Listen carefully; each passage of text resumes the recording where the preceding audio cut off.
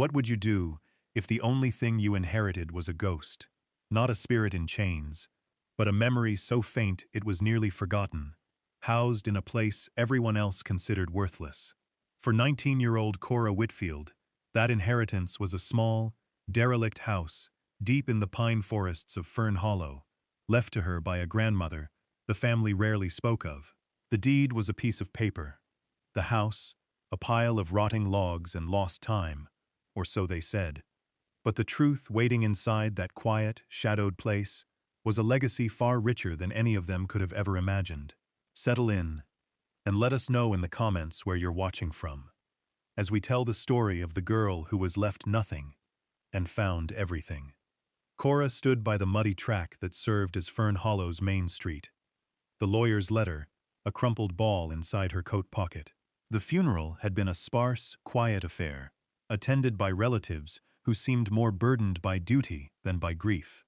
Her grandmother, Elara, had been a recluse for 30 years, a name spoken in whispers, a woman who had simply walked into the forest one day and decided to stay.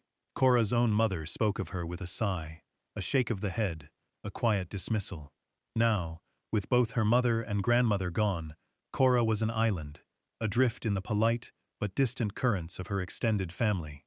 Her uncle Silas had clapped her on the shoulder after the will was read, his voice thick with false pity.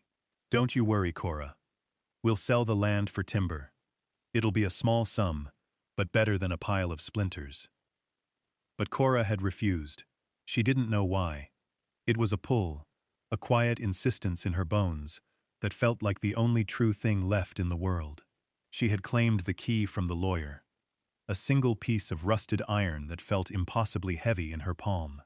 The rest of the family had exchanged glances, a mixture of frustration and condescension. They saw a foolish, grieving girl clinging to a ruin. Cora saw the only thread connecting her to the woman she'd never truly known. An old hound dog, Buster, her grandmother's only other living legacy, sat patiently at her feet, his graying muzzle resting on her worn boot. He too was old and considered a burden. He let out a low sigh, a puff of white in the crisp autumn air, as if he understood the weight of their shared inheritance. Cora looked up from the town and toward the dark line of trees that climbed the mountainside. Somewhere in there was the house. Somewhere in there was the beginning of her story, or the end of it. She wasn't sure which. The journey to the house was a slow, rattling passage up a track that was more suggestion than road. Liam, a quiet young man who ran the town's livery, had offered the use of his wagon without her even having to ask. He didn't speak much, which Cora was grateful for. Words felt hollow and useless these days.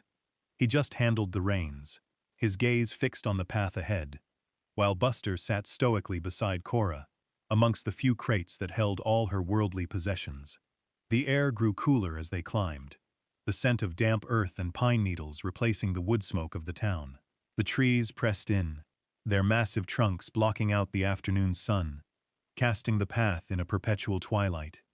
It felt like they were entering another world, a place where time moved differently. After nearly an hour, Liam pulled the horses to a halt.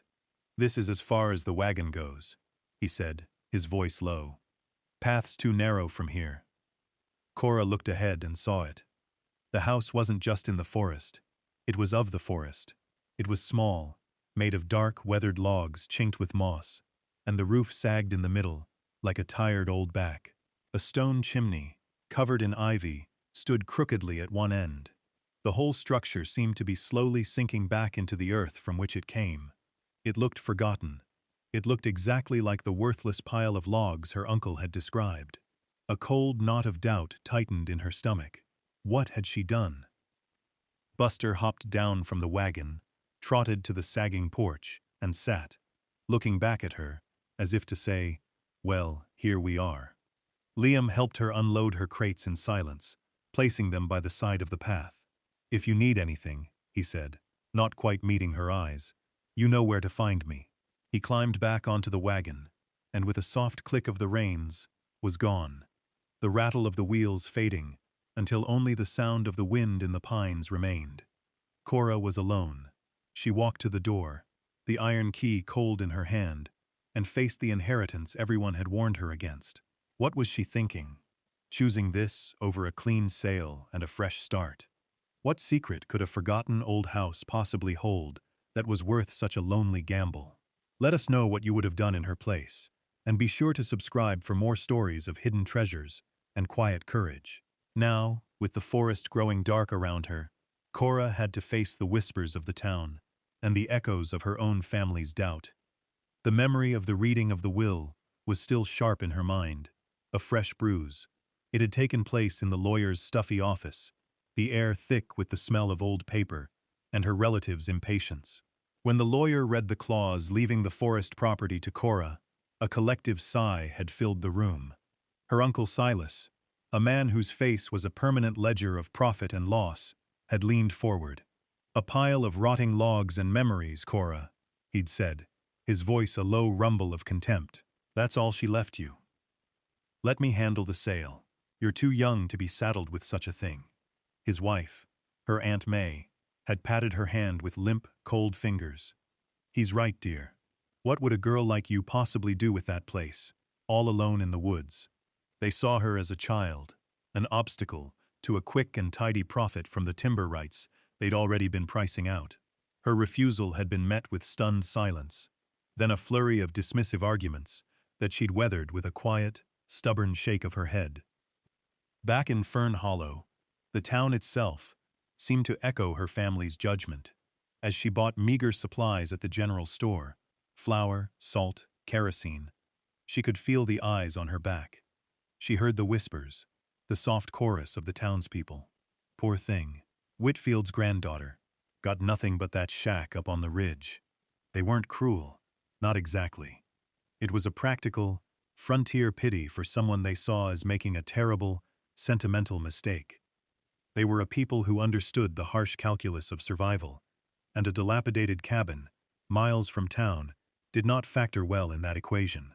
One afternoon, as she walked past a row of neat, painted houses, an old woman sitting on a porch rocker called out to her. It was Elspeth, a woman so ancient she seemed a feature of the town itself. Her face was a roadmap of wrinkles, but her eyes were startlingly clear. "You're Alara's girl," she stated, not a question. Cora nodded. The old woman rocked slowly, her gaze fixed on the forest that loomed over the town. "That house doesn't keep secrets, child," Elspeth said, her voice dry as autumn leaves. "It keeps promises." And then she fell silent, leaving Cora standing on the dusty path with the strange, heavy words settling over her like a shawl. A promise to whom and for what? The cryptic warning, or blessing, did nothing to quiet the unease that had taken root in her heart. She spent her first full day in a state of suspended disbelief, moving through the small cabin as if in a dream. The single room was larger than it had looked from the outside, with a sleeping loft above and a great stone hearth dominating one wall. Everything was covered in a thick blanket of dust, softened by the filtered light slanting through the two grimy windows. A simple plank table and two chairs stood in the center of the room. A narrow bed with a thin, flattened mattress was pushed against the far wall. The air was heavy with the scent of cold ash, dried herbs, and the slow, patient decay of wood. It was the smell of time itself. Buster, her silent companion, seemed untroubled. He explored every corner with his nose, then settled by the cold hearth with a contented sigh, immediately at home in the silence. Cora began the slow work of claiming the space. She found a broom and swept the floor, the dust motes dancing like tiny spirits in the sunbeams. She opened the windows, letting the crisp, pine-scented air chase out the staleness. In a small pantry, she found a few jars of preserves, their contents dark and unidentifiable, and a half-empty sack of beans, hard as pebbles. It was a stark testament to a solitary life. As dusk began to fall, a profound loneliness settled over her. The forest, which had seemed peaceful by day, now felt immense and watchful. Every creak of the cabin, every rustle of leaves outside, was amplified in the growing dark. She was miles from another living soul. For a moment, her uncle's words echoed in her ears, and the urge to flee, to run back to the distant lights of town, was almost overwhelming. But then she looked at Buster, dozing peacefully, and at the solid, dark logs of the walls around her. This place had sheltered her grandmother for 30 years. It had character. It had strength. Steeling her resolve, she laid a fire in the hearth. After a few failed attempts, a small flame caught, and as it grew, it pushed back the shadows, filling the room with a warm, flickering light. The warmth was more than physical. It was a small victory against the encroaching darkness and doubt. That night, wrapped in her thin blanket on the narrow bed, she fell asleep, not to the sounds of a town, but to the deep, ancient breathing of the forest and the slow, steady groaning of the house that was now hers. The days fell into a simple, quiet rhythm. Cora would rise with the first gray light, share a small portion of her dwindling supplies with Buster, and then set to work. She was determined to make the cabin not just habitable, but a home. She scrubbed the grime from the window panes until the light poured in, clear and bright. She found her grandmother's old patched quilt in a chest and aired it in the sun. She explored the woods immediately around the cabin, discovering a small, clear spring that provided fresh water and a stand of late-season berry bushes that supplemented her meager diet. The labor was hard, but it was honest. It left her tired but satisfied, her mind too occupied for the grief that had shadowed her for so long. She was slowly, painstakingly, building a life from the foundations of another's. One afternoon, she decided to tackle the floors. They were rough-hewn pine planks, worn smooth in paths her grandmother must have walked 1,000 times. As she swept near the hearth, she noticed Buster's now familiar behavior.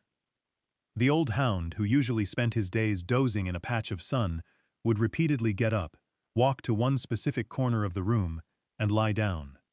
He would press his nose to the floorboards, occasionally letting out a soft, low whine. At first, Cora had dismissed it. An old dog's quirk, perhaps, or the scent of a mouse nesting beneath the floor. But his persistence was strange. It was always the same spot, a corner, partially hidden in the shadow of the great stone fireplace. Today his whining was more insistent. Cora put down her broom and knelt beside him, running her hand down his back. "What is it, boy?" she murmured. He nudged her hand with his nose, then looked pointedly at the floor. She examined the area. The boards looked identical to all the others, dark with age, the gaps filled with the dust of years. But as she leaned closer, she saw it. Along the edge of one plank, almost invisible against the dark wood, were a series of tiny, parallel scratches, as if a tool had been used to pry it up, not once, but many times. She pressed down on the board with the heel of her hand. Unlike the solid thud of its neighbors, this one gave a faint, hollow echo, a subtle vibration that spoke of empty space beneath. A shiver, not of cold, went through her. She did not try to lift it. Not yet.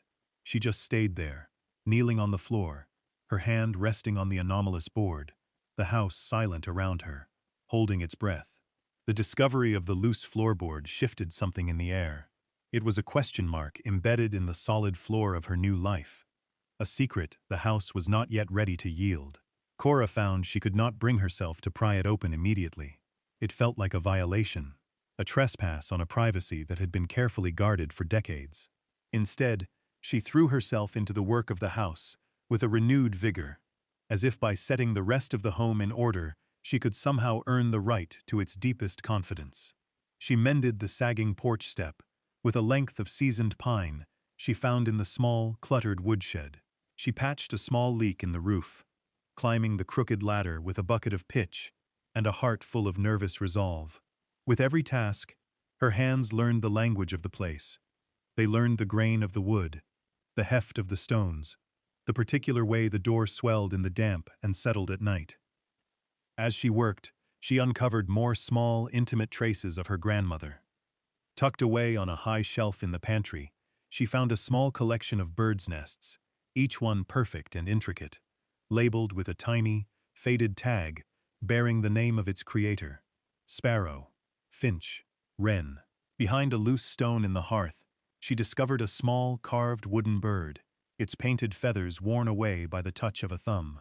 These were not the possessions of a lonely, bitter recluse. but of a woman who was a keen and patient observer of the world, a woman who found companionship in the small, wild things of the forest.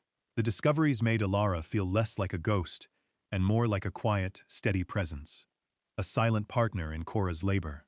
Buster was her shadow, following her from room to woodshed to spring, his quiet presence a constant comfort. He seemed to be waiting with her, a fellow guardian of the house's secrets. Finally, after a week of tireless work, the cabin felt clean and whole.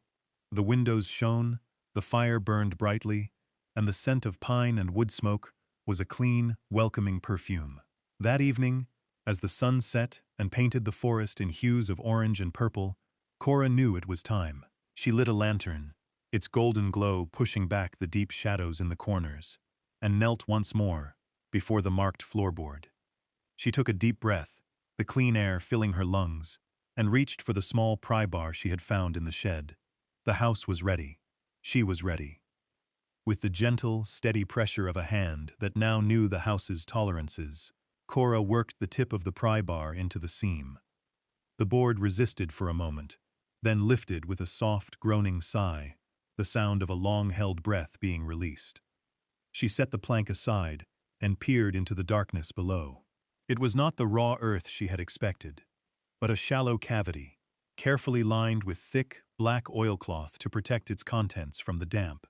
And nestled in the center was a single, heavy tin box, the kind used for biscuits or tea, its painted flowers faded, and its edges traced with rust. Her heart hammered against her ribs. This was it, the reason for the scratches, for Buster's strange insistence. With trembling fingers, she reached into the space and lifted the box out. It was heavier than it looked. She carried it to the table and set it down in the warm circle of lantern light. There was no lock, only a simple clasp. She lifted it. The contents were not what any treasure seeker would hope for.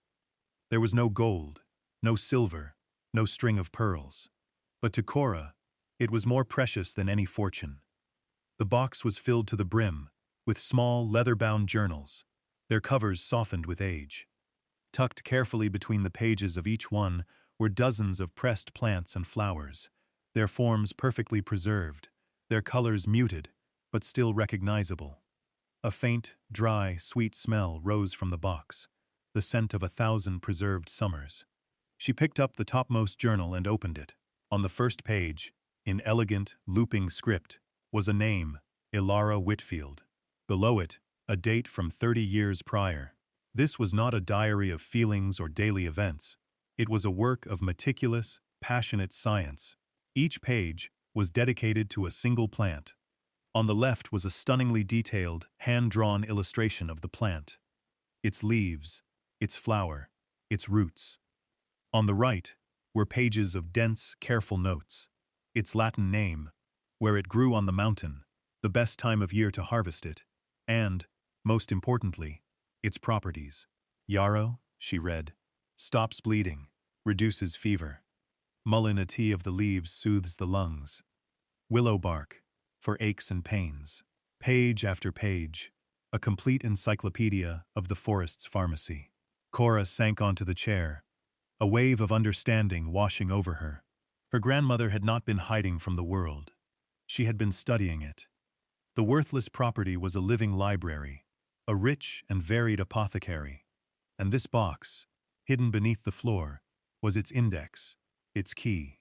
She had inherited not a pile of logs, but a lifetime of hidden wisdom. The seasons turned. Cora spent the autumn days learning the forest, using the journals as her guide. She followed her grandmother's hand-drawn maps to stands of elderberry, to patches of burdock root, to the shady spots where golden seal grew. She learned the feel of the plants, their scents, the way they changed with the light. She practiced drying them in bundles from the rafters, just as the journals described, until the cabin was filled with their earthy fragrance. As the first snows began to dust the high peaks, a sickness arrived in Fern Hollow. It came on the back of a cold, wet wind, starting as a simple cough, before settling deep in the lungs, bringing a dangerous, rattling fever. The timing was cruel. Dr. Albright, the town's only physician, had traveled to a neighboring county to assist with a difficult birth, and was now trapped there by a sudden, heavy snowfall that had closed the mountain pass. Panic, cold and quiet, began to thread its way through the small community. The Miller family, who ran the grist mill at the edge of town, was hit first and hardest. Their youngest daughter, Sarah, a small, bright girl of 6, fell gravely ill. Word of her decline reached Cora through a traveling trapper who stopped at her spring for water. The news landed like a stone in her heart. She was afraid. The knowledge in the journals was one thing. Using it on a sick child was another. The weight of responsibility felt immense, terrifying.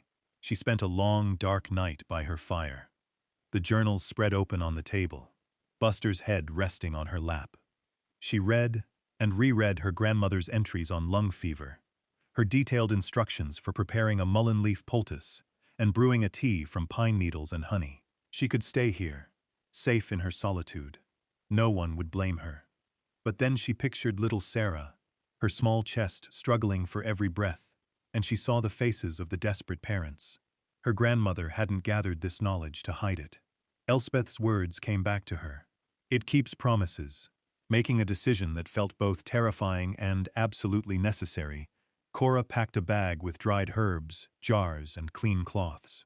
As the sun rose, casting a pale, wintry light over the snow-dusted forest, she pulled on her coat, told Buster to guard the house, and began the long walk down to town. She found the Miller's home in a state of hushed despair. Mrs. Miller, her face pale and etched with sleeplessness, opened the door. When she saw Cora, a flicker of hope warred with her fear. They say you know things. About herbs," she whispered. Cora could only nod, her throat tight. "Please," the woman begged. "The doctor is gone. We have no one else." She stepped aside, and Cora entered the small, shadowed house, the scent of sickness heavy in the air. For 3 days and 3 nights, Cora did not leave the Miller house. She became a quiet, steady presence in the midst of their fear. She moved with a purpose that surprised even herself, her actions guided by the steady hand of her grandmother's knowledge. She kept a constant fire going, simmering pots of water on the stove to keep the air moist.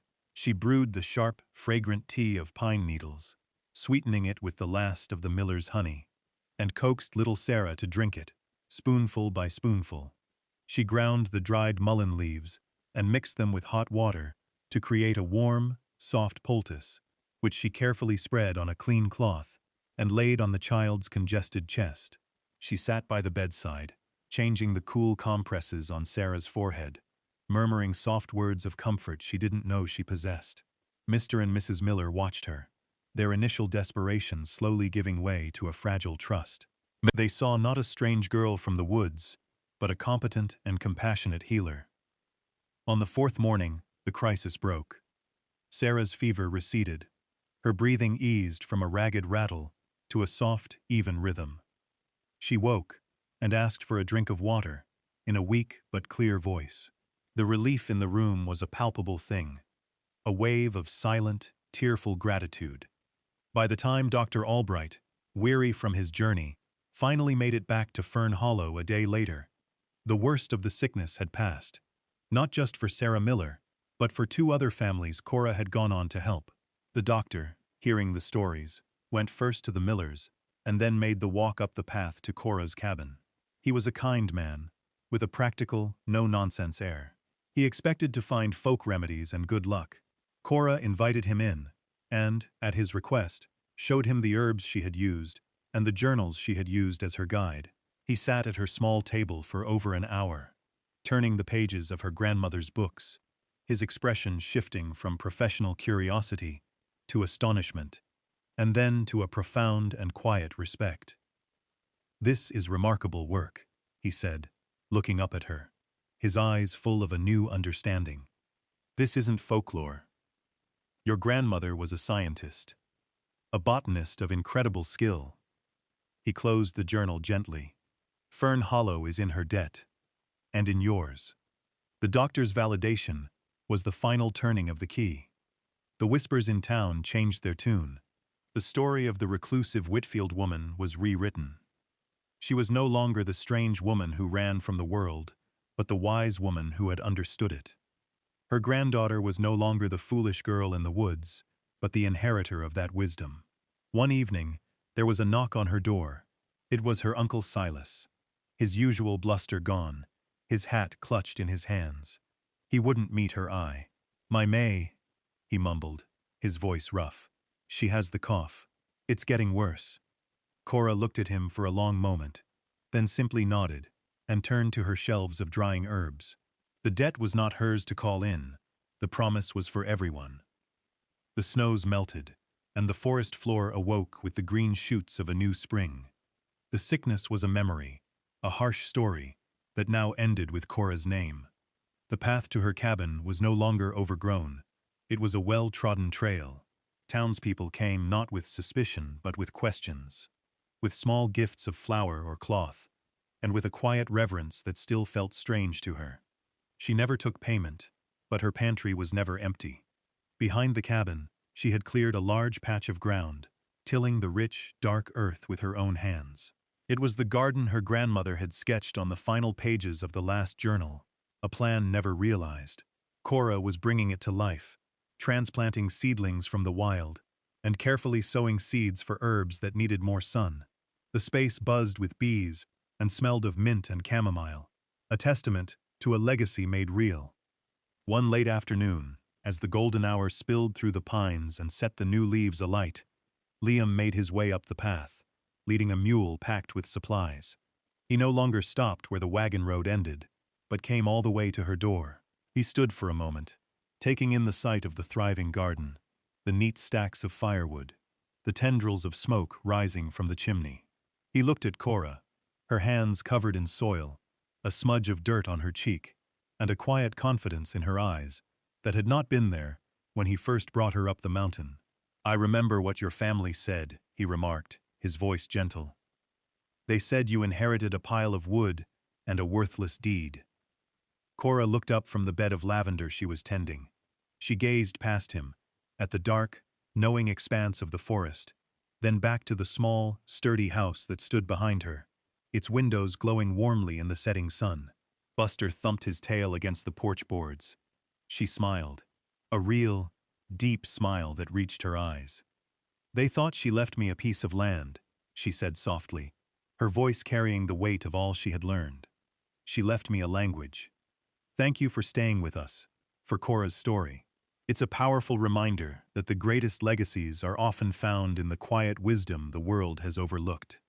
If you were moved by her journey, please give this video a like and subscribe for more tales of hidden strength and unexpected discovery. We'll see you next time.